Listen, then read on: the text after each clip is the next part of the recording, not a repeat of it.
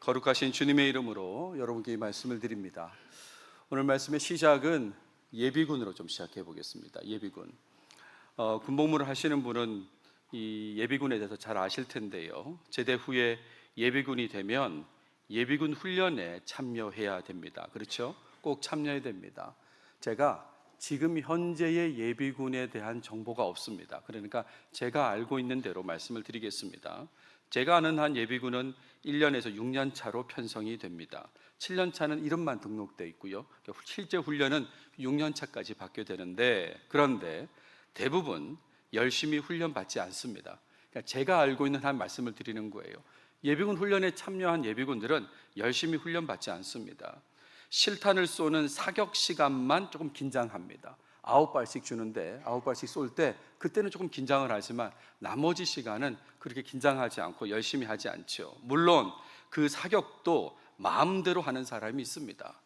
제가 훈련 받을 때는 예비군 교장에 가면 M16 총을 이제 사격장에 두었는데, 그러면 그 지시가 나오죠. 조종관 반자동, 그리고 나서 준비된 사수로부터 발사, 그러면 하나씩 탕 쏘면 되는데 꼭 그 말을 안 듣고 자동으로 놓고 두루룩 쏘는 사람이 있어요. 그러니까 일부러 그렇게 하는지 몰라서 그렇게 하는지는 잘 모르겠지만 아무튼 그것도 통제가 안 되는 사람이 있습니다. 각 교장에서 예비군 조교들이 설명을 합니다. 자신이 교육받고 암기한 대로 설명하는 그 조교들에게 예비군들이 질문합니다. 뭐 답답한 부분도 있었겠지만 이렇게 질문하죠. 너 그거 쏴봤어? 라고 질문하죠. 그러면서 나는 쏴봤는데, 무슨 말입니까? 내가 더 잘 알고 있으니까 그냥 다른 소리 하지 말라고, 그렇게 조롱하듯이 얘기하는 질문도 합니다. 정훈 교육 시간이 있습니다. 대체로 불 끄고 비디오 시청하는 경우가 많은데, 시청이 다 끝난 다음에 정훈 장교가 질문합니다. 여러분 어떠셨습니까? 라고 질문하면 예비군들이 이렇게 대답합니다. 개운합니다 라고 대답합니다. 무슨 말일까요? 잤다는 얘기죠. 충분히 잤다, 그런 얘기입니다. 이렇게 제대로 훈련에 참여하지 않고 있다가 실제 전투에서 문제가 생기지 않을까, 그런 걱정을 한 적이 있습니다. 저는 그랬습니다. 이렇게 하다가 제대로 훈련하지 않다가 실제 전투가 생기면 어떻게 될까, 그런 걱정을 한 적이 있어요. 오래전에 1968년도에 만들어진 예비군가라는 노래가 있습니다. 여러분 잘 아시는 문구로 시작해요. 어제의 용사들이 다시 뭉쳤다, 이렇게 시작하는 노래입니다. 중간에 가사 중에는 우리는 대한의 향토 예비군, 뭐 이런 가사도 있는데, 훈련을 제대로 하지 않으면 다시 뭉쳐도 소용이 없을 것 같은 그런 불안한 마음이 들었다, 이런 말이죠. 그래서 제 개인 생각으로는 이런 생각을 했어요.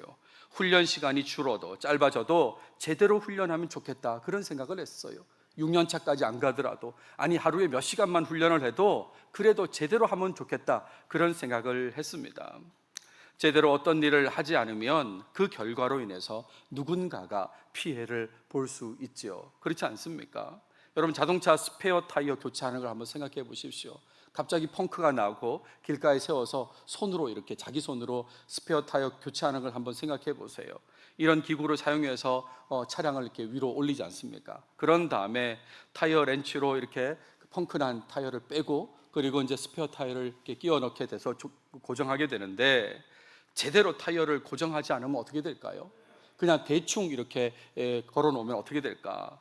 운행 중에 타이어가 빠지거나 하는 그런 상황이 발생하지 않겠습니까? 그러면 그 피해가 다른 사람에게 갈 수도 있는 거예요. 운전자 자신에게도 피해가 올 수도 있지만 그 빠진 타이어로 인해서, 또 그 차량으로 인해서 다른 사람에게도 피해가 전달될 수도 있는 것입니다. 신앙인으로서 제대로 해야 될 일이 있다, 지금 이 말씀을 하려고 여기까지 말씀을 드렸는데, 신앙인으로서 제대로 해야 될 일이 뭘까? 그것은 바로 하나님 말씀에 순종하는 것입니다. 하나님 말씀에 순종하는 거, 이건 제대로 해야 되는 거죠. 마땅히 해야 될 일이기 때문에 하나님을 생각하면서 제대로 말씀에 순종해야 됩니다. 만약에 제대로 순종하지 않으면 하나님의 심판을 받게 되는 것이죠. 그 피해가 자신에게 또 다른 사람에게 전달되게 되어 있다, 이런 말입니다. 오늘 본문에는 제대로 순종하지 않아서 어려움을 겪은 야곱의 이야기가 등장합니다. 순종하기는 했지만 제대로, 바꿔 얘기해서 올바르게 정확하게 순종하지 않아서 좋지 않은 환경에 처하게 된 내용이 오늘 본문에 있습니다. 이런 내용을 통해서 제대로 하나님의 말씀에 순종하기를 바라는 그런 마음으로 말씀을 이어가고자 합니다. 오늘 다룰 본문의 앞부분을 읽어주셨습니다. 오늘은 17절까지 다뤄보도록 하겠습니다. 본문을 보시면 오늘 본문은 야곱이 세겜 땅에 정착해서 살 때 그때 발생한 일을 보여줍니다. 하나님의 약속의 말씀을 기억하고 가나안 땅으로 이동해서 세겜에서 살고 있던 그 야곱에게 좋지 않은 일이 발생한 사건이 오늘 본문에 나오는 내용이에요. 34장 전체의 내용이 이 내용인데, 그래서 너무 길기 때문에 그 가운데 전반부의 내용까지만 오늘 다뤄보도록 하겠습니다. 먼저 1절, 2절을 보시면 야곱의 딸 디나에 대한 얘기가 나옵니다. 야곱이 레아를 통해 얻은 딸이 바로 디나입니다.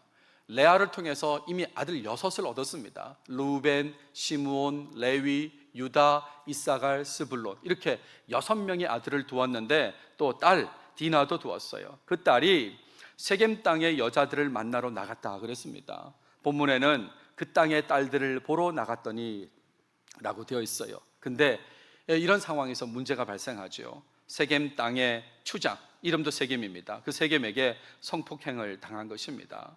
본문에 보시면 히위 족속 중 하몰의 아들 그 땅의 추장 세겜이 그를 보고 끌어들여 강간하여 욕되게 하고 라고 되어 있습니다.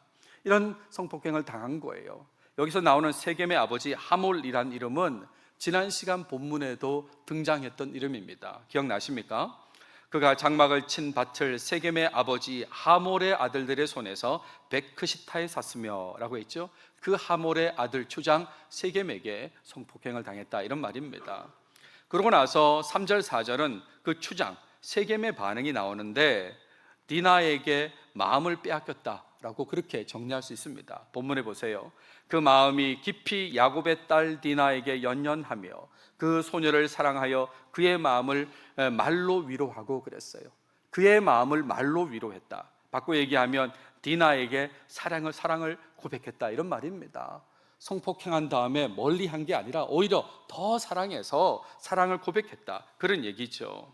그리고 아버지 하몰에게 디나와 결혼하고 싶다고 말합니다. 이 소녀를 내 아내로 얻게 하여 주소서라고 그렇게 말하죠. 그런 다음에 5절에 보시면 야곱의 반응이 나오는데 디나에 대한 소식을 듣고 아들들이 돌아올 때까지 침묵했다라고 그렇게 되어 있어요. 본문에 보시면 자기의 아들들이 들에서 목축함으로 그들이 돌아오기까지 잠잠하였고, 여러분 이 반응이 이해가 되십니까?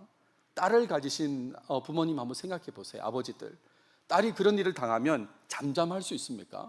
이것은 명백하게 야곱의 반응을 부정적으로 표현하고 있는 것입니다.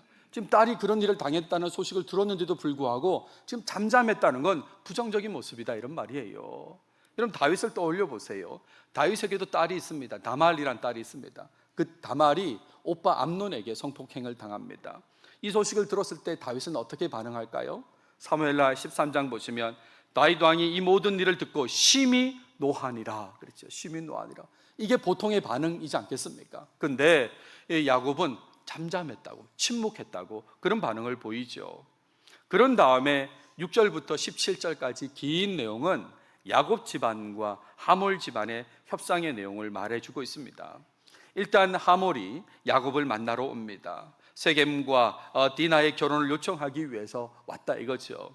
이 사이에 야곱의 아들들이 들에서 돌아옵니다. 소식을 들은 그 아들들은 근심하고 분노했다 그랬어요. 본문은 이 부분에서 세겜의 강간이 나쁜 일이라는 것을 분명히 확인시켜주고 있습니다. 부끄러운 일, 곧 행하지 못할 일을 행하였음이더라 라고 분명히 말해요. 이 일은 잘못된 나쁜 일이다, 부끄러운 일이다, 행하지 못할 일이다 라고 분명히 말하죠. 자, 이런 상황에서 하몰이 요청합니다. 그리고 제안도 해요. 일단 그가 요청하는 것은 딱 하나이죠. 아들 세겜과 디나가 결혼하는 거, 이거 요청합니다. 그러면서 제안을 하는데 두 가지 제안이에요. 하나는 통혼에 대한 제안을 하는 것입니다. 본문에 보시면 너희가 우리와 통혼하여 너희 딸을 우리에게 주며 우리 딸을 너희가 데려가고, 그러니까 세겜과 디나를 결혼시키고 나서 우리 집안과 너희 집안이, 우리 족속과 너희 족속이 이제 통혼하자고 그렇게 제안한 것입니다. 이것은 사실은 이 야곱 입장에서는 받아들이기 힘든 제안이죠. 하나님께서 싫어하시는 거니까 받아들이기 힘든 제안인데 아무튼 이 제안을 했습니다. 두 번째 제안은 뭐냐면 정착과 관련된 얘기입니다. 특히 경제적 유익에 대한 제안을 해요. 자유롭게 장사하라 이렇게 제안합니다. 땅이 너희 앞에 있으니 여기 머물러 제대로 정착해서 매매하며 장사하면서 여기서 기업을 얻으라고 그런 제안을 한 것이죠. 충분히 경제적 이익을 누리면서 살라고 얘기를 했습니다. 그리고 아들 세겜도 요청하고 제안을 하는 내용이 이어지는데 요청은 하나이죠. 디나하고 결혼하는 것. 그 요청을 또 합니다. 본문에 보시면 나로 너희에게 은혜를 입게 하라. 여기서 너희는 야곱의 아들들을 말하는데 너희에게 은혜를 입게 하라. 그러면서 이 소녀만 내게 주어 아내가 되게 하라 라고 했죠. 정말 결혼하는 것이 딱 하나의 요청인 것입니다.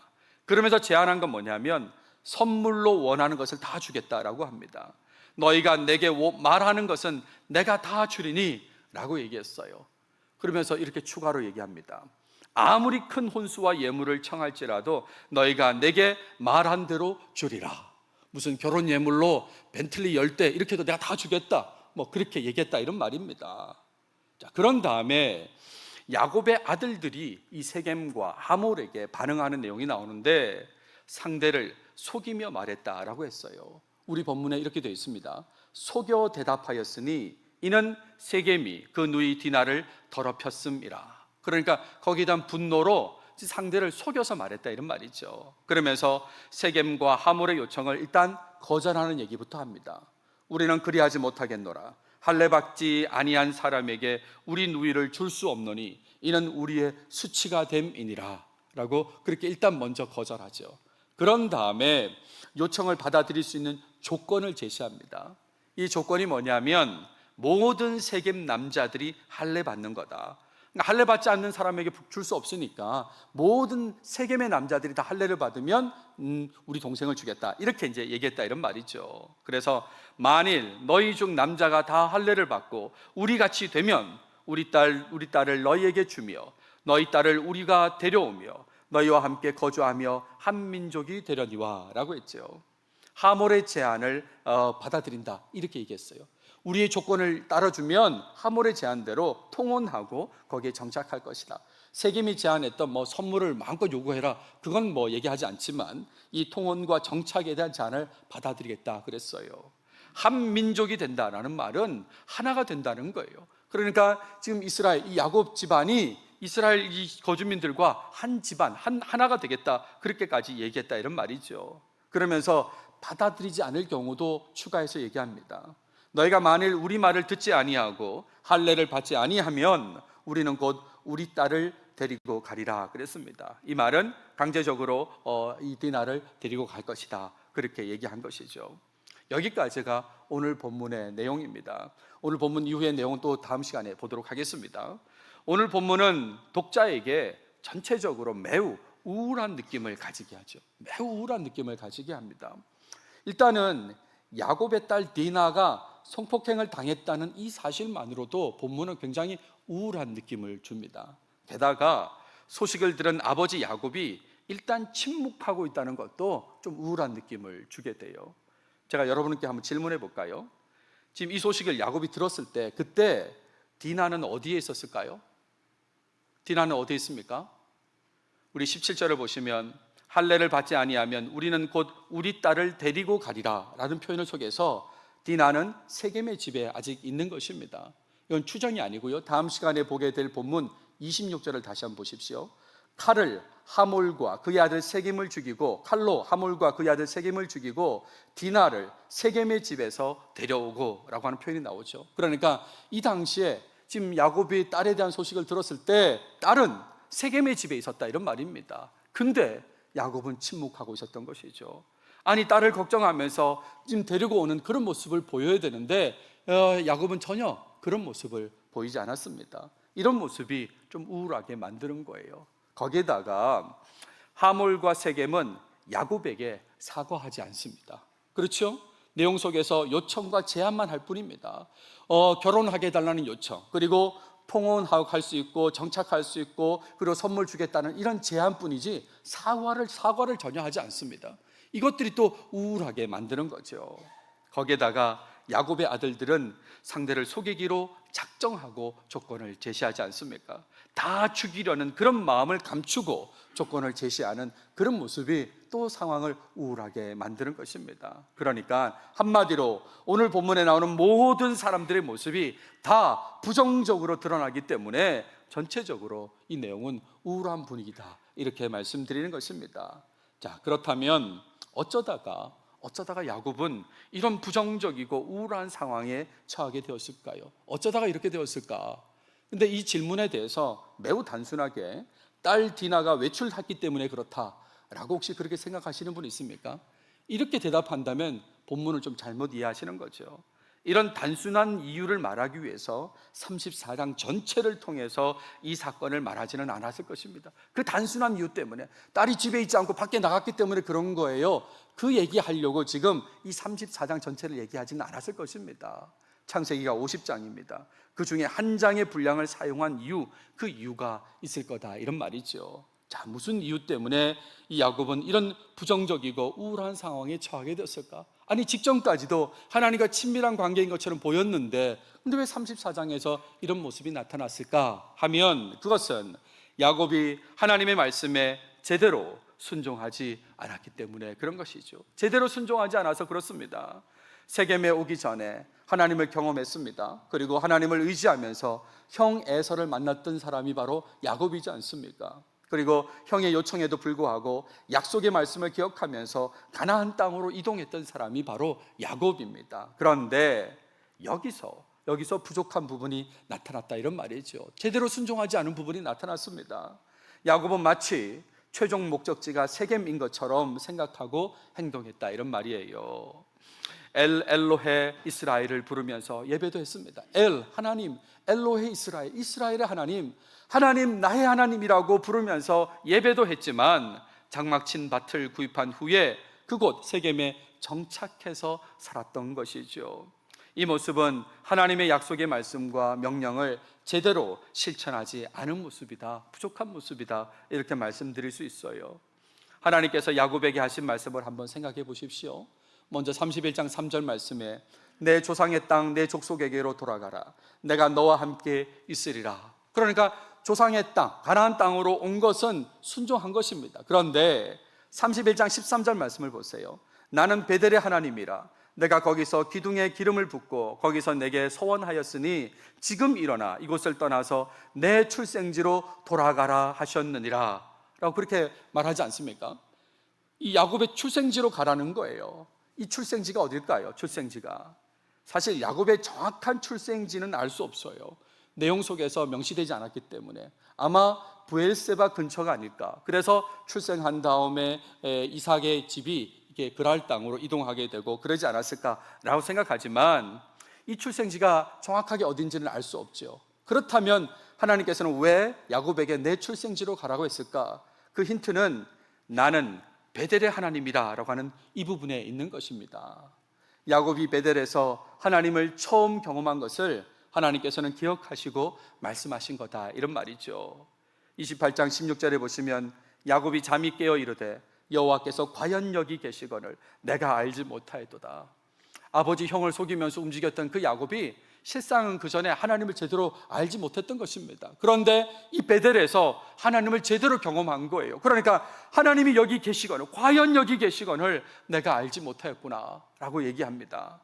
그러면서 18절 19절에 보시면 야곱이 아침에 일찍이 일어나 베개로 삼았던 돌을 가져다가 기둥으로 세우고 그 위에 기름을 붓고 그곳 이름을 베델이라 하였더라 그랬어요. 베델이라, 베이트엘, 하나님의 집이라고 했다. 여기가 하나님의 집이지 라고 그렇게 이름을 지으면서 그렇게 기름을 붓고 했다, 이런 말이죠. 그러니까 나는 베델의 하나님이라고 하면서 이 야곱에게 말씀하신 그 하나님이 의도한 그 내용은 뭐냐면 출생지로 가라는 게 바로 베델로 가라는 것입니다. 나를 처음 경험했던 그 베델로 가라고 그렇게 말씀하셨다, 이런 말이죠. 베델의 하나님께서는 야곱이 하나님을 기억하면서 그 베델로 가길 원하셨습니다. 실제로요. 오늘 본문의 사건이 지나고 나서 35장을 보게 될 텐데 이 35장에 따르면 하나님께서는 야곱에게 다시 말씀하시고 야곱은 결국 베델로 이동하게 됩니다. 결국 이제 베델로 가는 내용이 다음 장에 나오게 되죠. 하지만 34장에서는 말씀대로 베델로 이동하지 않고 세겜에 정착했기 때문에 그러니까 우울한 상황, 좋지 않은 상황을 겪게 되었다, 이런 말입니다. 한마디로 말하면 제대로 말씀에 순종하지 않아서 이런 좋지 않은 상황을 겪게 되었다, 이렇게 말씀드리는 거예요. 그래서 오늘 적용점으로 말씀드리고 싶은 것은 하나님의 말씀을 기억하고 순종한다면, 당연히 하나님의 사람이라면 말씀을 기억하고 순종해야 되죠. 그렇다면 제대로 순종하는 삶을 살아야 된다는 말씀을 거듭거듭 드립니다. 제대로 순종하지 않으면 삶 속에 어려움이 발생할 수 있음을 아시고 하나님을 경외하며 순종해야 하는 것입니다. 저는 지금 여러분에게 겁을 주는 메시지를 드리고 있는 것이 아닙니다. 이것은 사실이다, 이런 말이죠. 그리고 이 메시지는 목사인 저에게도 적용이 되는 겁니다. 말씀에 제대로 순종하지 않으면, 하나님을 제대로 하나님을 경외하며 순종하지 않으면 어려움이 발생할 수 있다는 거, 저에게도 적용될 수 있다, 이런 말입니다. 하나님의 말씀에 순종하는 것을 쉽게 생각하는 사람, 그런 사람은 아무도 없길 바라요. 내 생각에, 상황이나 필요 등에 따라서 하나님의 말씀에 부분적으로 순종해도 된다고 그렇게 생각하지 않아야 된다, 이런 말입니다. 그렇게 부분적으로 순종해서 어려움을 겪은 사람이 바로 야곱이지 않습니까? 세겜이 아니라 베델까지 갔어야 되는데, 그런데 일부 세겜까지 가는 것만 순종해서 벌어진 일이다, 이런 말이죠. 지도를 한번 보십시오. 세겜이 이 부분에 있습니다. 세겜, 그리고 아래쪽에 베델이 있습니다. 이 둘 사이의 거리, 세겜에서 출발해서 베델로 가는 거리는 우리로 치면 약 50km 정도예요. 이 50km를 더 이동하지 않아서 벌어진 어려운 상황이다, 이런 말입니다. 여러분, 야곱이 어디서 출발했습니까? 밧단 아람, 하란 땅에서 출발했습니다. 엄청난 거리를 이동했거든요. 그런데 이 거리, 이 50km 정도를 더 이동하지 못해서 그래서 이런 어려움을 겪었다. 그럼 얼마나 안타깝습니까? 하나님께서 어떤 말씀을 주시든지 항상 제대로 순종하려고 노력하시면 좋겠습니다. 우리가 지금 예배하고 있는데 예배도 한번 잘 생각해 보세요. 이 예배와 관련해서 하나님께서 이런 말씀을 주셨습니다. 하나님은 영이시니 안 보이신다, 이런 말. 우리 눈으로 안 보인다, 이 말입니다. 예배하는 자가 어떻게 해야 돼요? 영과 진리로 예배할지니라. 하나님께 예배할 때 영과 진리로 라는 말, 헬라어로 엔 푸뉴마티카이 알레세이아라고 했는데, 나눠서 얘기하면 성령 안에서, 진리 안에서 예배하라, 이런 말입니다. 성령 안에서, 진리 안에서. 성령 안에서란 말이 무슨 말입니까? 성령의 충만을 구하면서. 진리라는 말은 예수님이 말씀하셨어요. 내가 곧 길이요 진리라고요. 진리는 예수님이신 겁니다. 그러니까요, 성령의 충만을 구하면서 예수님의 보혈을 의지하면서 그렇게 예배해야 된다고. 하나님은 영이시니까 예배하는 자는 성령의 충만을 구하면서 예수님의 보혈을 의지하면서 그렇게 예배해야 된다고 그렇게 말씀하셨다, 이런 말이죠. 예배에 참석했음에도 불구하고 예배 이후에 더 안 좋은 상황이 발생한다면 혹시 여러분 어떤 생각하십니까? 나는 예배까지 다 참석했는데 왜 이런 안 좋은 일이 벌어져? 라고 그런 생각이 든다면 예배에 대한 말씀에 제대로 순종했는지 자신을 한번 돌이켜 보시길 바랍니다. 그리고 잘못되었다면, 성령 안에서, 진리 안에서 예배하는 모습이 아니었다면 확실하게 돌이켜서 제대로 예배하는 모습, 제대로 순종하는 모습을 갖추시길 바랍니다. 여러분, 제가 지금 말씀드린 걸로 오해해서 순종해 주는 것처럼 그렇게 생각하지 않길 바랍니다. 순종해 주는 것 아닙니다. 하나님을 경외하면서 반드시 해야 될 일인 것이에요. 반드시 제대로 순종해야 된다, 이런 말입니다. 사도행전 5장에 보시면 아나니아와 삽비라 이야기가 나옵니다. 소유를, 뒤에 보면 땅이라는 걸 알 수 있는데 그 땅을 팔아서 사도에게 전달하는 모습이 나와요. 근데 일부를 감추고 전달합니다. 감추고. 그러면서 이 사실을 부부가 다 알고 있어요. 서로 이 정보를 공유하고 있습니다. 이런 상태에서 베드로에게 일부만 가지고 갔습니다. 속인 거죠. 여러분, 하나님은 속이는 거 싫어하지 않습니까? 그렇죠? 그럼에도 불구하고 속여서 가져갑니다. 베드로 사도가 지적을 하죠. 내가 성령을 속이고 땅값 얼마를 감추었느냐라고 얘기합니다. 그러면서 어떻게 됩니까? 3시간이라는 시간차를 두고 두 사람 모두 사망하게 됩니다. 제대로 순종하지 않은 것에 대한 안 좋은 결과가 당사자인 두 사람에게 나타난 것이다 라고 할 수 있는 거죠. 혹시 이 내용을 보시면서 하나님께서 너무 하신다고 혹시 그런 생각 드십니까? 하나님 너무 하시네. 헌금을 하지 않은 사람도 있는데 이 두 사람은 헌금했는데, 헌금을 하지 않는 사람은 죽지 않았는데 왜 헌금하고 죽어야 되나? 일부를 속였다고 하지만 그래도 죽이기까지 하시나? 혹시 이런 좀 마음이 드시는 분 계십니까? 그런 마음이 있다면 마음을 바꾸셔야 됩니다. 좀 여러분 이해를 돕기 위해서 옛날 학교 생활 얘기를 좀 해보겠습니다. 여기서 옛날이라고 하면 제가 지금 현재의 초등학교, 중학교, 고등학교에서 벌어지는 상황을 잘 모르기 때문에 옛날 제가 다닐 때의 생활을 좀 얘기해 보겠습니다. 학생이 지각하고 또 어떤 학생이 결석하면 선생님한테 혼날 때 누가 더 많이 혼날까요? 그럼요, 지각한 학생이 더 혼이 납니다. 이럴 거면 내가 오늘 오지 말걸, 이런 생각이 들 정도로 지각한 학생이 결석한 학생보다 더 혼이 나는 경우가 있습니다. 또 하루 결석한 학생과 여러 날, 한 달 정도 결석한 학생 중에 누가 더 혼이 날까요? 잘 모르십니까? 하루 결석한 학생이 더 혼이 납니다. 제가 나온 학교만 그렇습니까? 잘 모르겠는데 아무튼 저는 그런 경험입니다. 지각한 학생이 결석한 학생보다 더 혼이 나요. 그리고 하루 정도 결석한 학생이 여러 날 결석한 학생보다 더 혼이 나는 경우가 있습니다. 왜 이럴까? 선생님의 기대감이 아직 있어서 상대적으로 더 혼이 난 거죠. 결석한 학생보다 지각한 학생한테 기대감이 있으니까 더 혼을 내신 거고, 아예 여러 날, 한 달 정도 결석한 학생은 기대감이 없어요. 그러니까 혼을 내지 않으시는 거죠. 근데 기대감이 있으니까 상대적으로 더 혼을 내신다, 이런 말입니다. 기대감 없이 포기의 마음을 가지게 되면 혼을 내는 것도 무의미하게 되는 것입니다. 말씀에 제대로 순종하지 않았을 때 그 결과로 하나님께서 주시는 좋지 않은 상황이 삶 속에 나타난다면, 그렇다면 하나님의 관심과 기대를 받고 있다는 걸 아셔야 되는 것입니다. 내가 여전히 그래도 하나님 관심 받고 있구나, 하나님 기대를 받고 있구나, 그걸 아셔야 된다, 이런 말이죠. 그리고 그걸 알았다면, 그렇다면 바로 돌이켜야 되는 것입니다. 왜 나만 어려움을 겪게 하시냐고, 나보다 못하는 사람들도 많은데 왜 나만 이러시냐고, 이렇게 하시면 안 된다, 이런 말입니다. 이런 생각은 멈춰야 되는 것이고, 그런 사람들은 불쌍히 여기셔야 돼요.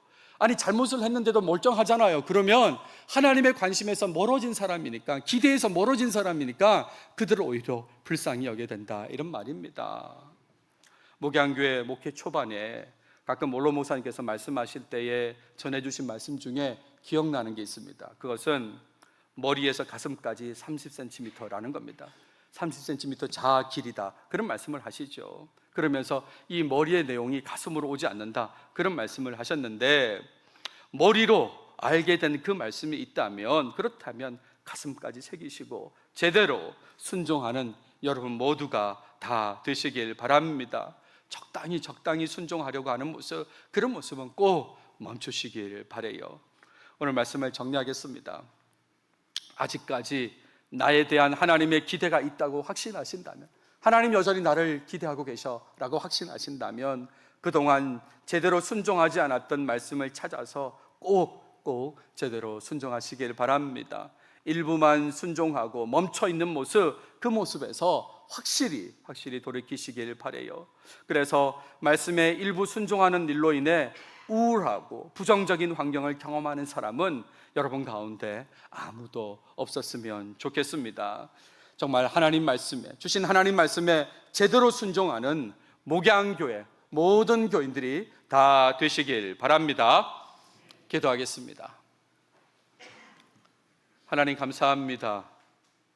오늘도 창세기를 통해서 말씀해 주셔서 감사합니다. 특별히 야곱의 가정이 어려움을 겪게 되는 상황을 보게 하셨는데, 이 내용을 통해서 야곱이 제대로 하나님 말씀에 순종하지 않았음에 주목하면서 말씀을 나누었습니다. 하나님, 부디 우리가 살아갈 때에 주신 하나님 말씀에 제대로 순종하며 살게 도와 주시옵소서. 혹 제대로 순종하지 않아서 벌어진 좋지 않은 상황이 있다면 여전히 하나님께서 나를 사랑하신다고 기대하고 계신다는 마음을 갖게 하시고, 이후로는 완전히 돌이켜서 말씀에 제대로 순종하려고 노력하는, 그래서 더욱 하나님과 친밀해지는 우리 모든 교인들이 꼭 되게 해 주시옵소서.